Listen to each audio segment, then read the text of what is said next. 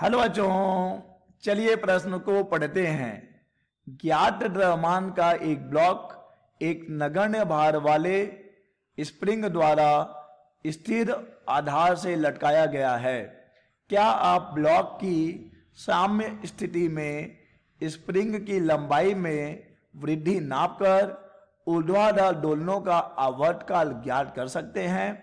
तो चलिए बच्चों, सबसे पहले हम लिख लेते हैं मूल अवधारणा, जिस पर कि बच्चों यह प्रश्न आधारित है। बच्चों यह प्रश्न आधारित है सरल आवर्त गति पर। सरल आवर्त गति। बच्चों सरल आवर्त गति में आवर्त काल कैपिटल टी बराबर होता है 2 पाई वर्गमूल विस्थापन बटे त्वरण। विस्थापन बटे त्वरण। तो चलिए बच्चों, इस मूल अवधारणा की सहायता से हम इस प्रश्न का उत्तर करते हैं।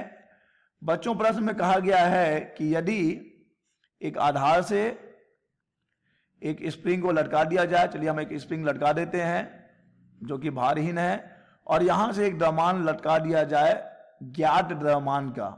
ठीक है बच्चों, अब जब हम इसे इसकी माध्य स्थिति है y बराबर 0।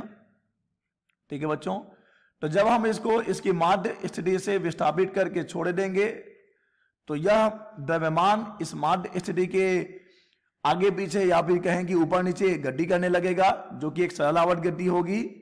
तो यहां पर बच्चों जो आवर्त काल होगा कैपिटल टी, जो कि 2 पाई वर्गमूल विस्थापन बटे त्वरण होगा। सरल आवर्त गति के लिए आवर्त काल यही होता है बच्चों। बच्चों यहां देखिए, अगर हमें पता हो कि ब्लॉक की साम्य स्थिति में स्प्रिंग की लंबाई में वृद्धि, अगर हमें मालूम हो कि स्प्रिंग की लंबाई में कितनी वृद्धि हुई है, अतः अगर हमें y मालूम हो, अर्थात बच्चों अगर हमें विस्थापन मालूम हो, तो 2 पाई वर्गमूल विस्थापन देख लीजिए बच्चों, क्या हो जाएगा? विस्थापन तो y हो जाएगा।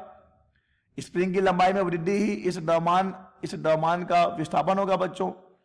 अब बच्चों क्योंकि यहां ऊर्ध्वाधर गति है, इसलिए यहां पर त्वरण क्या होगा बच्चों? स्मॉल जी, यानी कि गुरुत्वीय त्वरण होगा।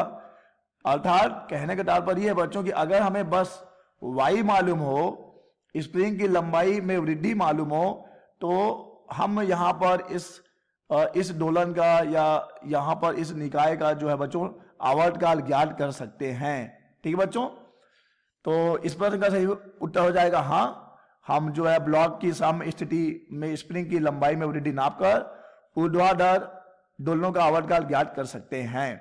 आशा करते हैं बच्चों आपको समझ आया होगा। धन्यवाद।